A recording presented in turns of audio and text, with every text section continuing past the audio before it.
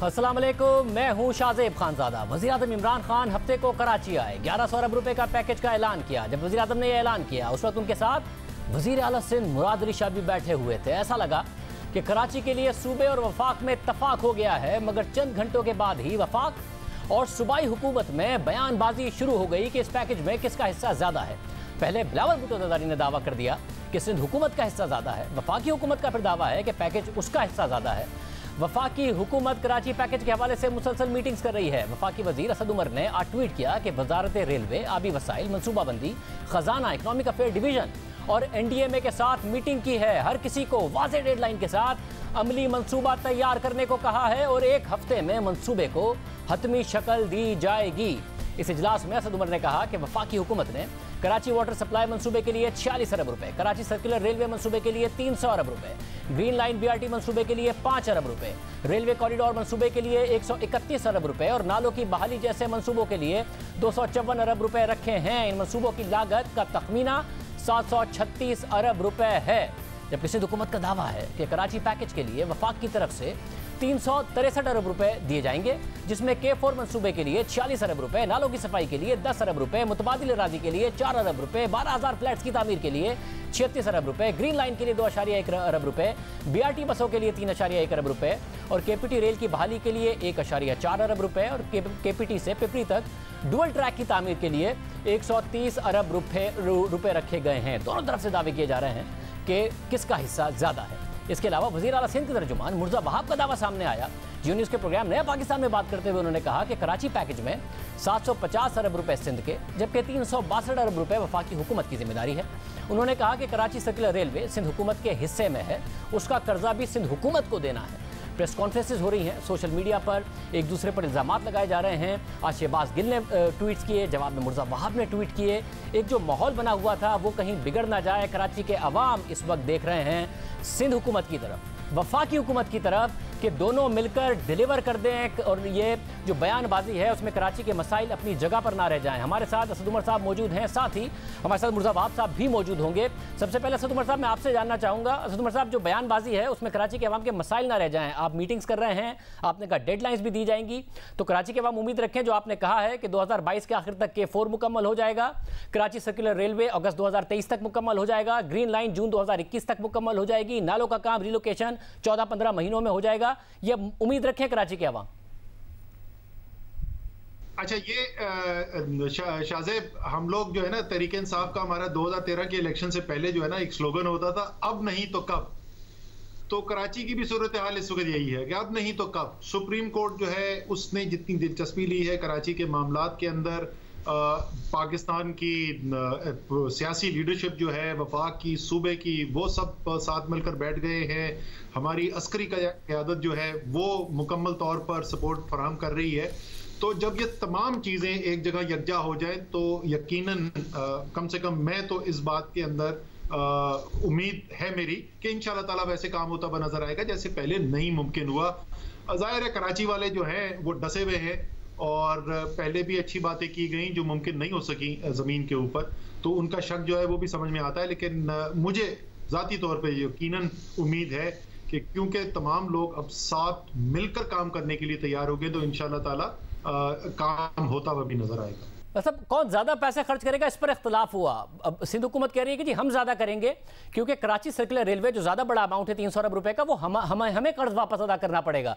वफाक की इस पर क्या पोजीशन है? वफाक ने अदा करना है, सिंध ने अदा करना है?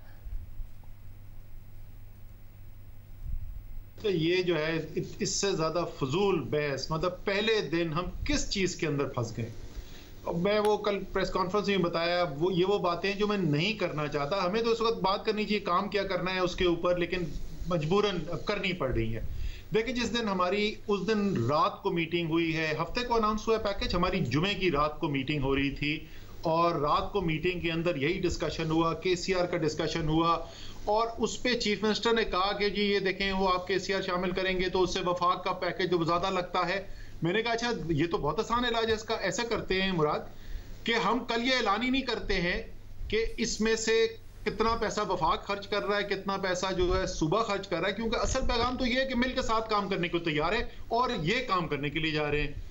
उन्होंने कहा बिल्कुल ठीक है। हमने उसी तरीके से, आपने देखा, हमने ऐलान कर दिया। वजीर आजम ने नहीं उसमें कहा कि वफाक को बहुत कितना पैसा ज्यादा खर्च कर रहा है, कम कर रहा है। उसके फौरन बाद मुझे सोशल मीडिया से मैसेज आने शुरू हो गए कि जी पीपल्स पार्टी की सोशल मीडिया टीम जो है वो तो ये कह रही है वो 802 अरब रुपए, उस 802 अरब रुपए का इस पैकेज से कोई डायरेक्ट बराह रास्त ताल्लुक नहीं है। वो एक अलग प्रेस कॉन्फ्रेंस हुई थी वजीर आला सिंध की, जो कह रहे थे कि हम कराची के लिए 802 अरब रुपए के मंसूबों के बारे में गौर करते रहे हैं और उन पर काम कर रहे हैं।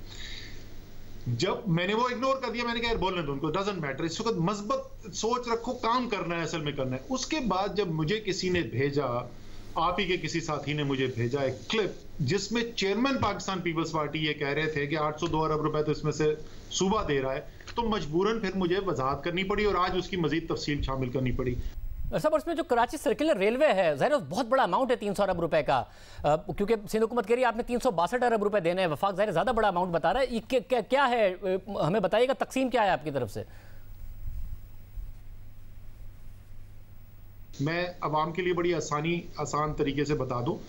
1100 अरब रुपए में से 125 अरब रुपए हमने ये इसके अंदर ये दिखाया है कि सुप्रीम कोर्ट में जो फंड बना है, जो बहरिया टाउन कराची की जो जजमेंट आई थी उसके नतीजे में जो सेटलमेंट हुई है, और जो सुप्रीम कोर्ट ने कहा था ये पैसा जो है वो सिंध के लिए खर्च करना है, तो उसका एक हिस्सा, क्योंकि उसको एक हिस्सा जो है वो अंदरून सिंध भी खर्च होना है, एक हिस्सा जो है हमारे अंदाजे के मुताबिक जितना पैसा जमा होगा इस 3 साल के अरसे, जितना अभी जमा हो चुका है और इस 3 साल के अरसे में जमा होगा, वो 125 अरब रुपए हमने दिखा दिए। बाकी लगभग 1000 अरब रुपए बच गए। उस 1000 अरब रुपए में से अगर मैं केसीआर फिलहाल निकाल दूं तो 700 अरब रुपए बच जाते। वो 700 अरब रुपए जो है उसमें से 375 अरब रुपए जो है वो सिंध की हुकूमत के हैं, और उसमें 325, आप समझ लें 330 अरब रुपए जो है वो वफाक के पैसे हो गए।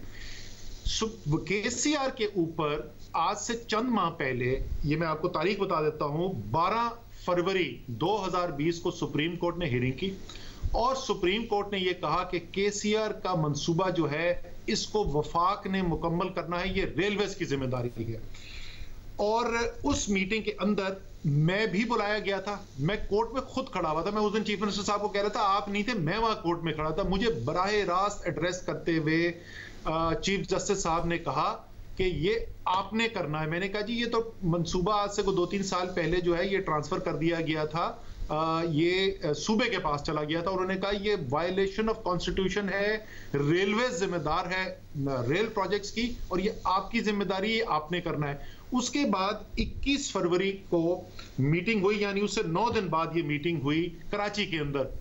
वहां पर सुप्रीम कोर्ट ने ये फैसला दोबारा लिखा, उसमें 2 मुख्तलिफ चीजों में डिवाइड कर दिया। उन्होंने कहा सबसे पहले तो आप जो है वो ये पुरानी लोकल ट्रेन जो चलती थी, आप नौजवान हैं आपको शायद याद नहीं होगी, लेकिन चीफ जस्टिस साहब की जवानी और मेरी जवानी के वक्त में वो लोकल ट्रेन चला करती थी कराची, वो तो आप 6 महीने के अंदर रेलवे चला के देगी और आप अपना काम जारी रखें। ML1 के ऊपर रेलवे जो है काम जारी रखे, वो भी काम आपने करना है।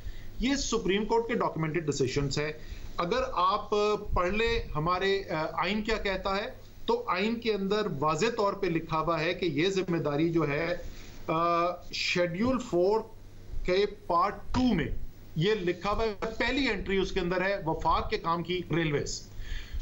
मेरे आइन में भी लिखा हुआ है, मुझे सुप्रीम कोर्ट के अहकामात भी हैं, इसलिए 300 अरब रुपए मैं दिखा रहा हूं अपनी तरफ से। मैंने उस दिन ये भी उनसे कहा चीफ मिनिस्टर से कि यार ये अगर आप करना चाहते हैं, अगर सुप्रीम कोर्ट से हमें गाइडेंस मिल जाए कि नहीं जी आप ये सूबे को करने दें, हम ये आपको करने देते हैं, और उसकी वजह से क्योंकि हमारे पैसे कम हो जाते हैं, आप मेरे साथ बैठ जाए, हम बताएं हम इसमें से और कौन से प्रोजेक्ट ले सकते हैं ताकि हमारा भी से ये इस स्पिरिट के अंदर बात हुई। उसको किस फजूल कंट्रोवर्सी के अंदर शुरू हो दिया, हमारा ज्यादा तुम्हारा ज्यादा। भाई ये पॉइंट स्कोरिंग नहीं करनी, खुदा का वास्ता। कराची तरसा हुआ है, कराची को अपना हक नहीं मिला है, कराची जख्मी है, काम करने दें कराची के लिए। ये दुरुस्त है, कराची जख्मी है, कराची के अवाम को डिलीवरी चाहिए और ये ज़ाहिर लड़ाई नहीं चाहिए वफाक और सिंध हुकूमत की। तो आप ये कह रहे हैं कि कराची सर्कुलर रेलवे वफाकी हुकूमत बनाएगी, 300 अरब रुपए से बनाएगी सीपैक के तहत, और जो कर्जा होगा वो भी वफाकी हुकूमत की जिम्मेदारी होगी, सिंध हुकूमत का नहीं होगा वो कर्जा। जाहिर है अगर वफाक करेगा तो उसमें जो भी फंड रेजिंग है उसके लिए अगर कोई कर्जा लेना पड़ेगा तो वो जिम्मेदारी वफाक की होगी, और वो जिम्मेदारी हम सुप्रीम कोर्ट के अहकामात की बुनियाद के ऊपर हम लेने को तैयार हैं। लेकिन मैं फिर वही रिपीट करूंगा, अगर सुप्रीम कोर्ट की हिदायत हमें ये मिल जाए कि नहीं, उनको एतराज नहीं है अगर सिंध हुकूमत भी करना चाहती है और वो ये सिंध हुकूमत को दे दें, तो हम उनके साथ, सिंध हुकूमत के साथ बैठ के कोई और मंसूबे हम कहेंगे अच्छा चले आपकी तरफ, क्योंकि वजन ज्यादा हो गया, बहुत ज्यादा हो गया, तो हम आपको हेल्प आउट करने के तैयार है अगर वो चाहते हैं। अगर वो नहीं चाहते, अगर वो चाहते हैं पूरे 1100 अरब रुपए वो खर्च करें, हमें क्या एतराज हो सकता है यार, हम तो मदद करने की कोशिश कर रहे हैं। वैसे ये तो बड़ी अहम बात है, सिंध हुकूमत का यही एतराज था और आप कह रहे हैं 300 अरब रुपए की लाइबिलिटी भी वफाक अपने ऊपर लेने को तैयार है। साथ में जो 125 अरब रुपए बहरिया टाउन के पैसे से रखे हैं, सिंध कहता है वो भी सिंध का पैसा है, वो वफाक क्यों मांग रहा है, हम सुप्रीम कोर्ट गए हुए हैं, ये इस पर नहीं कंट्रोवर्सी हो जाएगी? सर उसके ऊपर बड़ी वाज़े हिदायत हैं, सुप्रीम कोर्ट की फाइनल जजमेंट नहीं आई है, लेकिन उसमें वफाक और सूबे को मुश्तरका तौर पे जिम्मेदारी देना चाहता है सुप्रीम कोर्ट। अगेन वो सुप्रीम कोर्ट का फैसला है और वो प्रोजेक्ट्स हैं और उससे कोई फर्क नहीं पड़ता। ऐसा करें, ये 125 अरब रुपए है ना, मैं वहां डाल देता हूं कि जो सूबा कर रहा है, राइट, तो फिर वो बैलेंस, मैं अगेन वही कह रहा हूं ना, हम तो सिर्फ ये कह रहे हैं कि बैलेंस बुनियाद पे, ताकि दोनों को लगे कि वो एक बराबरी के लिहाज से, या तकरीबन बराबरी, एग्जैक्ट आना और पाई गिनने की जरूरत नहीं है। अगर वो ये पैसा मैं सिंध की हुकूमत को उसमें डाल दूं तो फिर जाहिर है सिंध की हुकूमत को कोई और चीज अपनी जिम्मेदारी लेनी होगी, उसी स्पिरिट में जैसे मैं पहले केसीआर की बात कर रहा था। ये कोई बातें ही नहीं है। अगर आप वाकई काम करना चाहते हैं, अगर आपकी नीयत ये है कि कराची के हालात बेहतर करना चाहते हैं, ये नॉन इश्यूज हैं। हमारी तो इस वक्त बात ये होनी चाहिए कि यार ये बताओ अगले हफ्ते तुम काम क्या शुरू कर रहे हो। मतलब क्योंकि आप वफाकी इदारों की आज आपने मीटिंग भी की है, ये उम्मीद रखें कराची के अवाम कि जो जाहिर है दूसरे इदारे भी इन्वॉल्व हुए इन मीटिंग्स में, कि कराची के अवाम को डिलीवर करके दिया जाएगा। वफाकी हुकूमत भी करेगी, सिंध हुकूमत भी करेगी, आप दोनों मिलके भी करेंगे। ये जो आप दोनों का एक कोऑर्डिनेशन बनी है, ये डिस्टर्ब नहीं हो जाएगी? देखिए, हम जो पहले दिन जब हम उनके साथ मिलकर साथ बैठे हैं और हम कह रहे हैं मुश्तरका तौर पर ये काम करने को तैयार हैं, तो हमें पहले दिन नीयत पर शक नहीं करना चाहिए। मैं सुन रहा था बयानात को, सिंध हुकूमत के कुछ लोग जो हैं वो बयानात दे रहे थे कि इनकी नीयत ही नहीं है। हमें नीयत के ऊपर करना चाहिए और हमें इसी उम्मीद के साथ आगे बढ़ना चाहिए कि सिंध हुकूमत भी उतना ही जज्बा रखती है काम करने के लिए। जो आज हमने मीटिंग की थी, जितने भी वफाकी इदारे हैं उसके अंदर रेलवेज है, वाटर रिसोर्सेज मिनिस्ट्री है, NDMA है, EAD economic affairs division, because बाहर से जो लोन्स लेने होते हैं उनकी जिम्मेदारी होती है, फाइनेंस मिनिस्ट्री और ज़ाहिर प्लानिंग मिनिस्ट्री, ये तमाम लोग आज साथ बैठे। इनसे हमने कहा कि आप जो है टाइम टेबल बनाएं, अपना एक्शन प्लान बनाएं, उसके अंदर डेडलाइंस बनाएं और उसके अंदर ये हमें बताएं कि आपकी जो जिम्मेदारी जिस प्रोजेक्ट की आई है उसमें आपको सिंध की हुकूमत से क्या चाहिए। कोई NOC है, कोई अप्रूवल चाहिए, या कोई इंफ्रास्ट्रक्चर का उन्होंने काम करना है जो उनकी जिम्मेदारी है। तो ये तमाम चीजें, और 1 हफ्ते का सिर्फ टाइम दिया गया। 1 हफ्ते के अंदर अंदर हम दोबारा बैठना चाहते हैं। वो जो गवर्नमेंट एडवाइजरी कमेटी बनी है जिसके अंदर चीफ मिनिस्टर सिंध और 2 और वज़रा हैं सिंध के, और मैं, अली जैदी और अमीनुल हक साहब जो है वो वफाक से मेंबर हैं।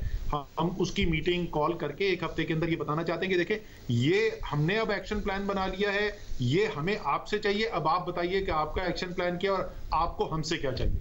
बहुत शुक्रिया। उमर साहब हमारे साथ मौजूद थे। एक मस्बत रवैया नज़र आ रहा है। मुर्जा वहाब हमारे साथ मौजूद हैं, मुशीर वज़ीर आला सिंध। मुर्जा वहाब साहब बहुत शुक्रिया। आपने कहा था शहजाद इकबाल साहब के प्रोग्राम में कि बता दें वफाकी हुकूमत अगर 300 अरब रुपए की लाइबिलिटी वो लेने को तैयार है। इससे अच्छी खबर आपके लिए क्या होगी? वो कह रहे हैं हम अगर कराची सर्कुलर रेलवे बनाएंगे 300 अरब रुपए का कर्ज भी वफाक के ऊपर होगा, वफाक ही अदा करेगा, कह दिया उन्होंने। देखिए शाहजेब, मैं समझता हूँ चीज़ों को समझने की ज़रूरत है। कराची सर्कुलर रेलवे को CPEC में शामिल कराने का इनिशिएटिव सिंध हुकूमत का था। दिसंबर 2016 में उसको सिंध हुकूमत ने CPEC में शामिल कराया। उसके बाद सिंध हुकूमत ने इसकी फीजिबिलिटी तैयार की, हमारी ट्रांसपोर्ट डिपार्टमेंट ने, प्लानिंग एंड डेवलपमेंट ने इसकी फीजिबिलिटी तैयार की, जिसमें वो 300 अरब का नंबर आता है, जिसको 6 अक्टूबर 2017 को ECNEC ने अप्रूव किया।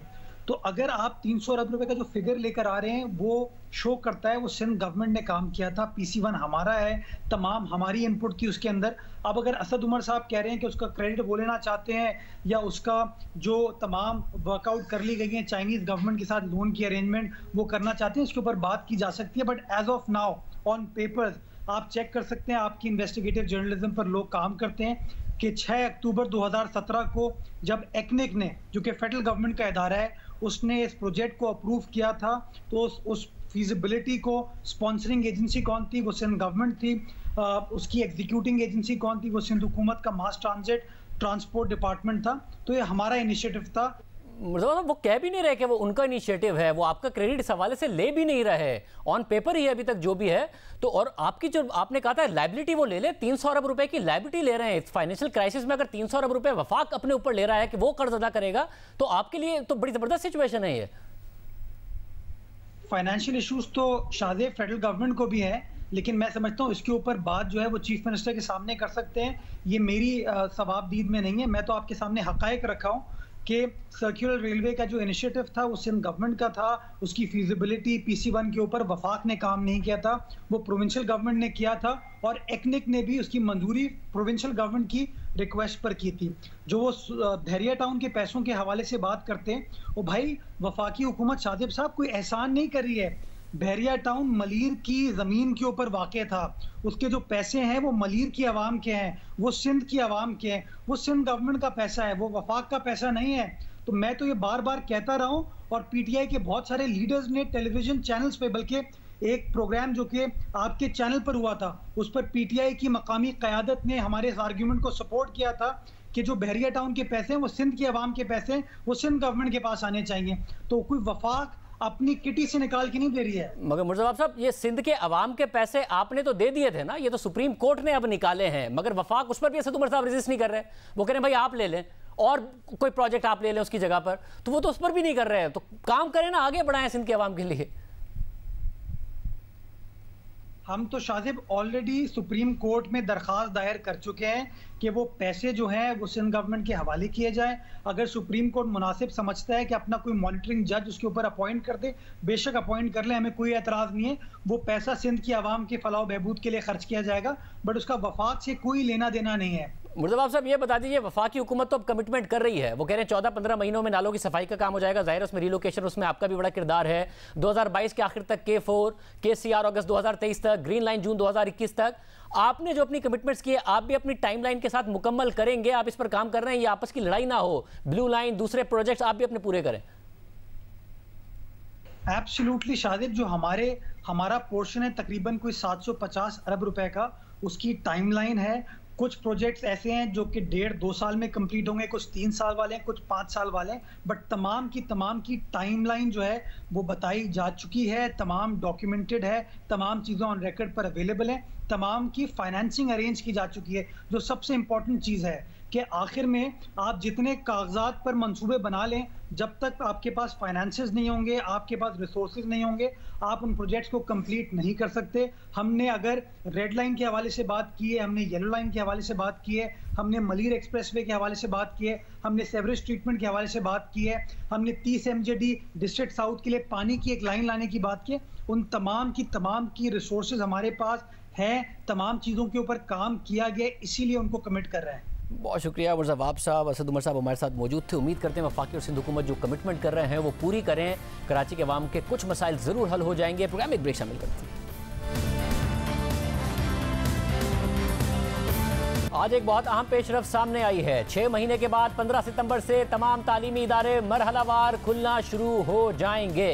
वफाकी वज़ीर तालीम शफकत महमूद की ज़ेर सदारत आज चारों सूबों के वज़राए तालीम का इजलास हुआ है, जिसमें इत्तफ़ाक़ राय से फैसला किया गया है कि 15 सितंबर से तमाम तालीमी इदारे मरहलावार खुलना शुरू हो जाएंगे। पहले मरहले में 15 सितंबर को स्कूलों में 9वीं और 10वीं जमात की क्लासेस का आगाज़ किया जाएगा। साथ ही तमाम कॉलेजेस, यूनिवर्सिटीज़ भी 15 सितंबर से खुल जाएंगे।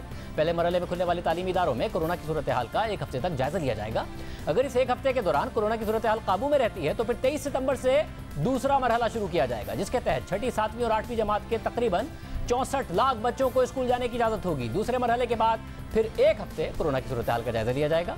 सूरत हाल काबू में रहने की सूरत में 30 सितंबर से तीसरा मरहला शुरू किया जाएगा, जिसके तहत प्राइमरी क्लासेस के बच्चों को भी अपने अपने स्कूल जाने की इजाज़त दी जाएगी। वफाकी वज़ीर तालीम शफकत महमूद ने बताया है कि तालीमी इदारे खुलने के बाद बच्चों के इम्तिहानात के शेड्यूल और कोर्स वर्क के बारे में भी फैसला किया जाएगा। जबकि मामले खुसूसी बराए से डॉक्टर फैसल ने SOP से मुतालिक बताया कि अगर किसी क्लास में 40 बच्चे हैं तो उन्हें 2 हिस्सों में तकसीम करके 2 शिफ्टों यानी 2 दिनों में पढ़ाया जाएगा। साथ ही मास्क का इस्तेमाल लाजमी होगा, चाहे कपड़े का ही क्यों ना हो। डॉक्टर फैसल का मजीद कहना था कि वो बच्चे तालीमी इदारों में ना आएँ जो पहले से बीमार हैं।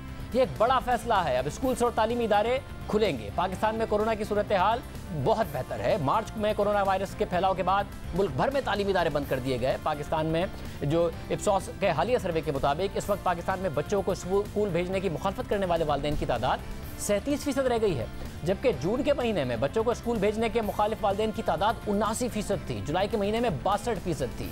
अब ये कम हो गई है।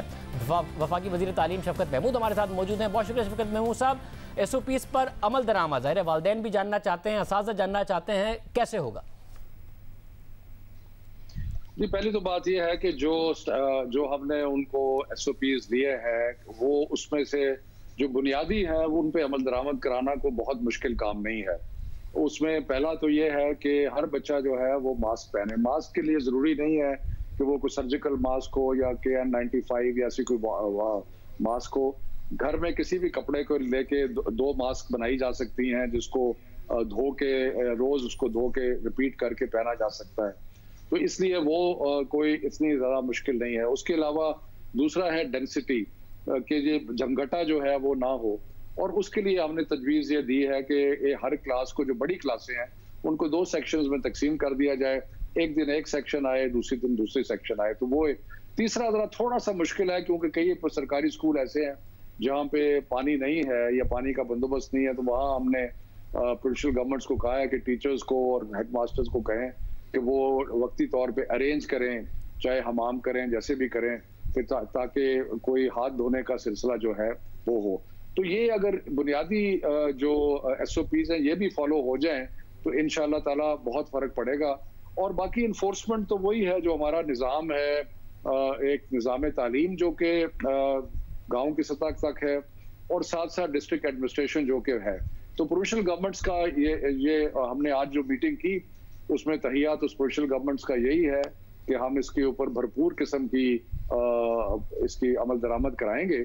और मुझे यकीन है कि प्राइवेट स्कूल्स की, क्योंकि अपना मुस्तकबिल एट स्टेक है, वो भी कोशिश करेंगे, क्योंकि अगर कहीं पे खुदा ना खास्ता कोई आउटब्रेक होता है तो फिर तो कोई चारा नहीं होगा सिवाय इसके कि उसको जाके एक स्कूल को मॉनिटर किया जाए या बंद कर दिया जाए। तो मेरा ख्याल है कि एक इंसेंटिव है सारे स्कूलों को कि वो एक SOPs पे अमल दरामद कराएं। सब अरे पाकिस्तान में तो कोरोना कंट्रोल में है, मगर दूसरे ममालिक को भी देखा गया जहां स्कूल खुले हैं कि कहीं स्कूल खुलने से वायरस फैला तो नहीं। पूरे कॉन्फिडेंस के साथ ये फैसला किया गया है, तमाम चीज तहकीक करके। जी देखें, जहां तक खोलने का ताल्लुक, पहले मैं ये कहूँगा बंद करना सबसे आसान है। बंद कर दें, एक दिन ऑर्डर किया, बंद हो गया। खोलना आसान नहीं है। आपने देखा कि जो कोविड के बाकी चीजें खुलती रहीं, लेकिन हमने सबसे आखिर में स्कूलों का और तालीमी इदारों का किया, क्योंकि ये सबसे मुश्किल फैसला था। और ये हमने अगर इन्फेक्शन रेट इतना कम ना होता जो कि पाकिस्तान में है, और जो एक बहुत ही बड़ी परफॉर्मेंस है पाकिस्तान की जहां तक इन्फेक्शन रेट है, तो उसके बगैर तो हमने नहीं करना था। लेकिन यकीनन एक जब 5 करोड़ बच्चा जो है वो स्कूलों में जाएगा, और जब उसके अलावा जो यूनिवर्सिटीज में लोग जाएंगे, तो खतरा तो है। इसलिए हमने इसको बहुत ज्यादा क्लोजली मॉनिटर करने का सोचा है, और बहुत ज्यादा टेस्टिंग होगी और सब कुछ होगा। तो कभी ना कभी तो हमने खोलना था, लेकिन हालात जो इन्फेक्शन के हैं बाकी हैं वो बहुत बेहतर हैं। और इंशाअल्लाह ताला अल्लाह ताला से दुआ करते हैं कि ये फैसला हमने बहुत ही सोच समझ के नेक दिली से किया है, और इसमें हमें कामयाबी होगी। बहुत शुक्रिया। शफकत महमूद साहब मौजूद थे। बड़ा फैसला किया गया है। प्रोग्राम में ब्रेक शामिल करते हैं।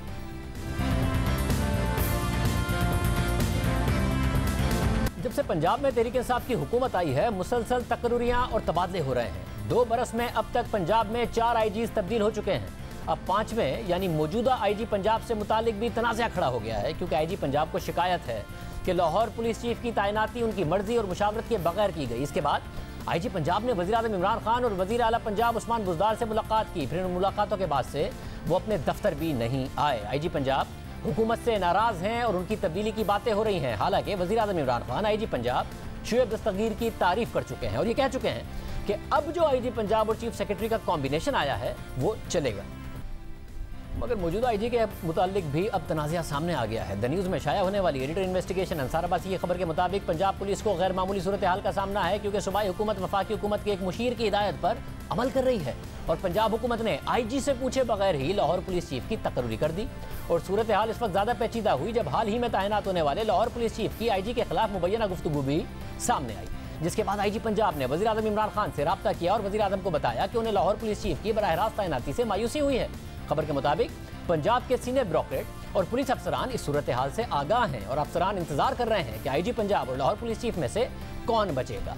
खबर में ज़राए से दावा किया गया है कि इन दोनों अफसरान में से किसी एक अफसर को जाना होगा और ये फैसला वज़ीर आज़म इमरान खान करेंगे। खबर के मुताबिक वफाकी मुशीर की मुदाखलत पर वज़ीर आला पंजाब उस्मान बुज़दार ने उमर शेख को लाहौर पुलिस डिपार्टमेंट का चीफ तैनात किया और फिर उन्होंने पुलिस अफसरान से अपनी पहली मुलाकात में आईजी पंजाब के खिलाफ बातें की, क्योंकि ये खबरें हैं कि आईजी पंजाब शुएब दस्तगीर ने उमर शेख की 21वें ग्रेड में तरक्की की मुखालफत की थी और लाहौर पुलिस चीफ बनने के बाद उन्होंने जो बातें की वो आईजी के बारे में कहीं, वो बातें आईजी पंजाब तक पहुंच गई, बल्कि व्हाट्सएप के जरिए पंजाब पुलिस के दीगर अफसरान और ब्यूरोक्रेसी के सीनियर अफसरान तक भी पहुंच गई।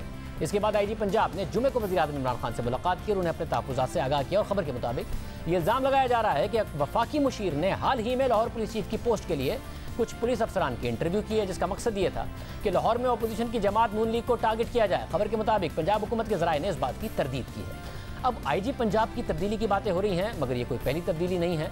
2018 में जब तहरीक इंसाफ की हुकूमत आई तो कलीम इमाम आईजी पंजाब थे और हुकूमत की इब्तिदा में ही डीपीओ पाकपतन के तबादले का तनाज़ा उठ खड़ा हुआ। इसके बाद सितंबर 2018 में कलीम इमाम को तब्दील कर दिया गया, उनकी जगह मोहम्मद ताहिर को आईजी पंजाब बनाया गया, मगर तकरीबन एक महीने बाद अक्टूबर 2018 में मोहम्मद ताहिर को भी हटा दिया गया और ये खबरें सामने आई कि उन्होंने सानिया मॉडल टाउन में मुलविस पुलिस अफसरान को हटाने का हुक्म मानने से इनकार कर दिया था। ताहिर खान के बाद अमजद जावेद सलीमी को आईजी पंजाब बनाया गया, मगर 6 महीने के बाद उनका भी ट्रांसफर कर दिया गया और फिर यह खबरें सामने आई कि अमजद जावेद सलीमी को हमजा शहबाज की गिरफ्तारी के लिए नैब की टीम से ताबून न करने के इल्ज़ाम पर हटाया गया। इसके बाद गुज़िश्ता साल अप्रैल में हुकूमत ने आरिफ नवाज खान को आईजी पंजाब लगाया, मगर 6 महीने के बाद उन्हें हटा दिया गया और फिर नवंबर में शुएब दस्तगीर को आईजी पंजाब लगाया गया और अब 9 महीने के बाद उनके हवाले से भी तनाज़ा सामने आ गया है। नून लीग की 10 साल हुकूमत में 10 आईजी पंजाब देखने में आए। तहरीक इंसाफ की हुकूमत के 2 सालों में 4 आईजी तब्दील हो चुके हैं। 5वें आईजी से मुतालिक तनाज़ा खड़ा हो गया है। Bureau chief Lahore rice Ansari हमारे साथ मौजूद हैं। रईस अंसारी साहब बहुत शुक्रिया। ज़ाहिर है वज़ीर आज़म का खुद बड़ा एतमाद है, उम्मीद की जाए कि आईजी सर्वाइव करेंगे क्योंकि वज़ीर आज़म का बड़ा एतमाद है उन पर। देखिए मेरी ये बात तनाज़ा शुरू हुआ तो तनाज़ा तो पहले से पता है कि जो प्रमोशन बोर्ड का इजलास हुआ था, मौजूदा आईजी डॉक्टर शुएब ने मुखालफत की, जिसकी वजह से मौजूदा सीसीपीओ जो उमर शेख है उनका प्रमोशन रुक गया। तो एक जहन में तो बात रहती है, लेकिन थोड़ा सा इनका बैकग्राउंड में ये ज़रा जो मौजूदा सीसीपीओ हैं ये अपनी तरह की अपने स्टाइल के एक ऑफिसर हैं। तो हमारी जब उनसे बात हुई तो उन्होंने कहा कि मेरे कहने का मकसद ये नहीं था कि आईजी के अहकामात नहीं मानने। उन्होंने कहा कि मैंने इस तनाजुर में कहा था कि आईजी के डायरेक्ट अहकामात जो है मेरे इल्म में ज़रूर लाए जाएँ, क्योंकि वो लाहौर के सीसीपीओ हैं, कल कोर्ट में जाना पड़े, कोई हुकूमत पूछ ले तो वो जवाबदेह होते हैं। तो उन्होंने कहा कि मेरे ऐसे कोई मेरी उन आईजी तक गलत बात पहुँचाई गई, लेकिन बात यह है कि अगर आईजी के पास मैं जाके माफ़ी मांग लूँगा, ऐसा कोई मसला नहीं है। दूसरी बात, इस बारे में हमारी हुकूमत से भी बात हुई तो वज़ीर आला पंजाब से मेरी बराह रास्त बात हुई। वज़ीर आला पंजाब ने ये कहा कि मैंने आईजी की बात सुन ली है जो उन तक पहुंची थी, मैं सीसीपीओ से भी बात सुनूंगा। तो जब हमने उन्हें सवाल किया कि क्या इसमें आईजी जाएगा या सीसीपीओ जाएगा, तो उन्होंने अज़रा मजाक कहा कि ये फ़ैसला है, उस फैसले पे बात करेंगे, फ़ैसला फिर किसी तरह का भी हो सकता है। लेकिन जहाँ तक मुझे ये नज़र आ रहा है कि इसमें मुझे तो नहीं लगता कि आईजी चला जाएगा, क्योंकि आईजी जो है वो इमरान खान ने ख़ुद लगाया था और बहुत से लोगों से बात करके लगाया था। स्पेशली इमरान खान के एक जो करीबी रिश्तेदार हैं सुहेल खान, वो एडिशनल आईजी रहे हैं, उसमें उनकी मुशावरत भी शामिल थी। मुझे अब तक ये नज़र आ रहा है दोनों में शायद कोई भी नहीं जाएगा। हो सकता है कि वो मौजूदा सीसीपीओ जाकर उनके माजरत करे और सीएम जो बैठ के इनकी मामला तय करा दे, ये इसमें अभी तक ऐसा नज़र आ रहा है। लेकिन जिस तरह सीसीपीओ के आने पे या बात करने पे जो आईजी पंजाब हैं वो पिछले 3 रोज़ से ऑफिस ही नहीं आए, तो हमने ये भी सवाल किया सीएम से क्या उन्होंने इस ओहदे से रिज़ाइन कर दिया है या उन्होंने काम करने से माजरत कर लिया। तो उन्होंने कहा ऐसा नहीं है, उन्हें बुलाया था, वो आए थे, मेरी उनसे बात हुई है। तो और जब मेरी आईजी साहब से बात की गई तो उन्होंने कहा कि मैं बीमार हूँ, 3 रोज़ से नहीं आया, लेकिन उनके ऑफिस ना आने की वजह ये नाराज़गी है जो सीसीपीओ ने जिस तरह मीटिंग में बात की जो उन तक पहुँचाई गई, तो मेन वजह उनकी आने की नाराज़गी है। लेकिन हमें अभी नज़र नहीं आ रहा कि IG पंजाब जो हैं वो फौरी तौर पर चले जाएंगे। मुख्तलिफ नाम तो एकदम गर्दिश करने शुरू कर देते हैं। हो सकता है कि IG अगर इस मामले में अड़ जाएँ और वो ख़ुद ही काम करना छोड़ दें, फिर तो तब्दीली हो जाएगी, लेकिन मुझे नहीं नज़र आ कि इसमें कोई चला जाएगा। बहुत शुक्रिया एहसन अंसारी साहब हमारे साथ मौजूद थे। प्रोग्राम में एक ब्रेक शामिल करते हैं।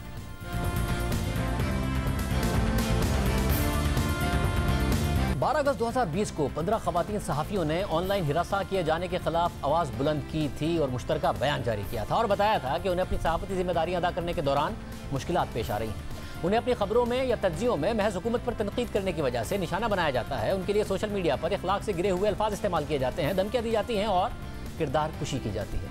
इस बयान में हुकूमत से मुतालबा किया गया था कि वो अपनी जमात के अंदर ऐसे तमाम मेंबरान से फौरी तौर पर इस तरह की हिरासानी बंद करने का हुक्म जारी करे। इसके बाद ट्वीट्स का सिलसिला शुरू हुआ। इन खवातीन सहाफ़ियों पर मजीद तनकीद हुई, उन्हें मजीद ट्रोल किया गया। कौमी असम्बली की कायमा कमेटी ने फौरी तौर पर इसका नोटिस लिया। इन खवातीन सहाफ़ियों को बुलाकर उनकी बात सुनी गई और फिर ऑनलाइन हिरासा किए जाने के खिलाफ आवाज़ उठाने वाली खवातीन की तादाद बढ़ती चली गई और अब एक तहरीक की शक्ल इख्तियार कर गई है। इब्तिदा में जब ये मुश्तरका बयान सामने आया तो खवातीन सहाफ़ियों को मजीद तनकीद का सामना करना पड़ा। उनके खिलाफ हुकूमती अरकान की जानिब से ट्वीट किए गए, उनकी खबरों के स्क्रीनशॉट के साथ उन पर जानिबदारी का इल्ज़ाम लगाया गया। उस वक्त सिर्फ 15 खवातीन थी जिन्होंने ऑनलाइन हिरासा किए जाने के खिलाफ आवाज़ उठाई थी, लेकिन फिर मजीद सहाफ़ी खवातीन इस बयान की तौसीक करती चली गई और ये तादाद 170 से तजावुज़ कर गई। और अब इस मुश्तरका बयान के तसलसल में मजीद खवातीन सहाफ़ियों की तरफ से एक और बयान सामने आया है जिसकी तौसीक साथ ही मर्द सहाफ़ियों ने भी की है। खवातीन सहाफ़ियों के मुश्तरका बयान के मुताबिक जो चीज़ें हमारी साथी खवातीन सहाफ़ियों ने 12 अगस्त को रिकॉर्ड पर रखी, हम उनकी तौसीक करते हैं और मीडिया में खवातीन को जिस किस्म की कैफियत का सामना है और इसे सामने लाने के लिए इस दायरा कार को बढ़ाते हैं।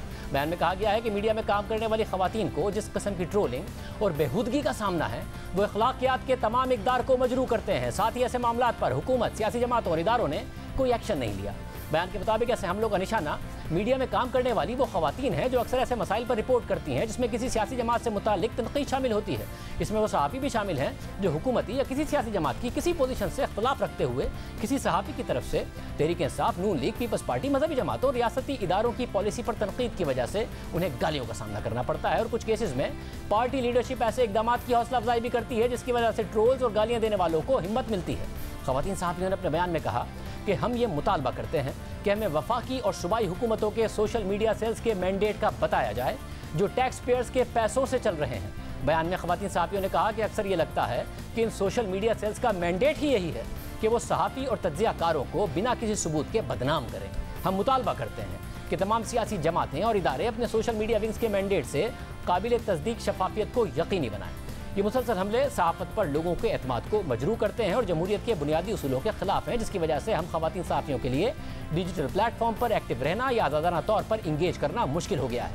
हिरासानी, मुसलसल ताक़ुब के खौफ और अपने वक़ार को बचाने के लिए हम में से बहुत सी सहाफ़ियों ने खुद को सेल्फ सेंसर कर दिया है और इस तरह हम मालूमात शेयर करने, अपनी राय देने और ऑनलाइन प्लेटफॉर्म पर एक्टिव रहने से खुद को रोकते हैं, जिसका मतलब है कि हमें आज़ादी राय का हक इस्तेमाल करने से रोका जा रहा है। खवातीन सहाफ़ियों ने बयान में कहा कि हम हुकूमत और सियासी जमातों से मुतालबा करते हैं कि फौरी तौर पर अपनी अपनी सोशल मीडिया टीम्स के लिए एक कोड ऑफ कंडक्ट बनाया जाए, तहकीकात की जाएँ ताकि इन नेटवर्क्स का पता लगाया जाए जो खवातीन सहाफ़ियों के खिलाफ इन मुनज़्ज़म हमलों को लॉन्च करते हैं और चलाते हैं। इलेक्शन कमीशन से मुतालबा किया जाता है कि तमाम पार्टीज़ को अपने सोशल मीडिया सेटअप जाहिर करने की हिदायत की जाए और इन लोगों के खिलाफ एक्शन लिया जाए जिनके खिलाफ ये सबूत मौजूद हैं कि वो बिलवास्ता या बिलावास्ता मीडिया में काम करने वाले खवातीन को हिरासा या बदनाम करने में मुलव्विस है। FIA एक ऐसा डेस्क तश्कील दे जहां खवातीन पर डिजिटल प्लेटफॉर्म पर होने वाले तशद्दुद के खिलाफ दरख्वास्तों को सहूलत दी जाए। बयान में कहा गया है कि हम इस बात पर जोर देते हैं कि इस बयान को सोशल मीडिया पर मजीद पाबंदियाँ लगाने के बहाने के तौर पर ना लिया जाए। हम यकीन रखते हैं कि तहरीक इंसाफ हुक्मरान जमात होते हुए इस मामले पर लीड लेगी और मिसाल कायम करेगी। साथ ही सेनेट और कौमी असम्बली के इंसानी हकूक़ की स्टैंडिंग कमेटी से भी ये मुतालबा करते हैं कि वो इस मामले का नोटिस ले और तमाम सियासी जमातों की तरफ से अमल दरामद को यकीनी बना दें। हमारे यहाँ ख़वातीन के लिए काम करना पहले ही मुश्किल है, सहाफ़त और मुश्किल है। ऐसे में उन्हें ऑनलाइन निशाना बनाना, उन्हें हिरासा करना, उनके ख़ानदान को निशाना बनाना, उनकी किरदार कुशी करना, उनके ज़ाती मालूमात को सामने लाना, कभी जान और कभी इज़्ज़त पर हमले की धमकियाँ देना, इन ख़वातीन के लिए काम करना मज़ीद मुश्किल कर देता है। लेकिन ख़वातीन सहाफ़ियों ने हिम्मत दिखाई है और ख़वातीन की आवाज़ को खामोश करने वाले ऐसे हरबों को रोकने के लिए मुत्तहिद हुई हैं।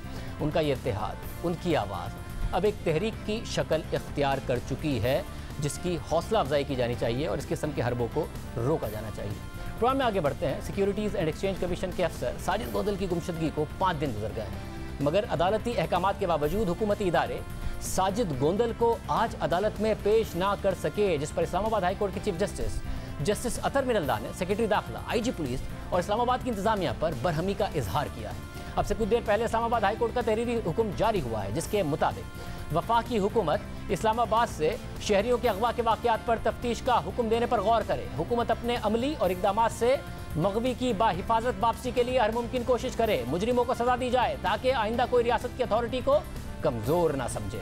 अदालती हुक्म के मुताबिक साजिद गोंदल आइंदा समात तक भी बाजियाब ना हुए या उनका पता ना चलाया जा सका तो अटॉर्नी जनरल खुद पेश हों। अटॉर्नी जनरल जिम्मेदार हुक्काम का तयन करें और उनके एहतसाब से मुताल्लिक बताएं। इससे पहले आज की समात में अदालत ने साजिद गोंदल की वालदा से मुताल्लिक कहा कि साजिद गोंदल की बूढ़ी माँ और छोटे बच्चे यहाँ मौजूद हैं।